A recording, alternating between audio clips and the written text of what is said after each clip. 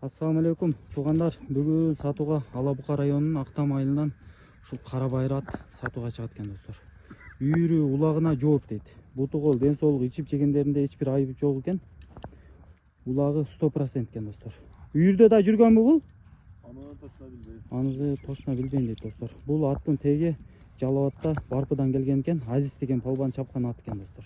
Тааныгандар болсо, мынакей комментарий жазып коесуңар. Арканын ат экен, аркага өтө жакшы иштейт дейт. Ат өзү да кирет, жакшы ат экен достор, мынакей. Кычымдары да жакшы экен. Ден соолугу жакшы, эч бир айыбы жок. Жеши өтө күчтүү экен. Чыдай бер. Мына бер. Машалла.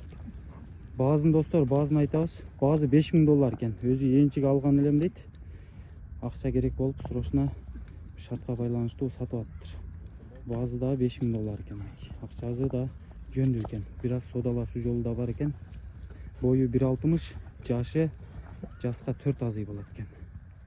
Буттарында эч кандай айыбы жок экен. Бияка келип койгон, бияка буттарын көрсөтүп коелу. Секин келе бер. Машалла. Омуролору жашын айттык, жаска 4 азый деп. Туяктары да жакшы экен. Улакта бир-бир тебеленген жерлери бар экен бирок.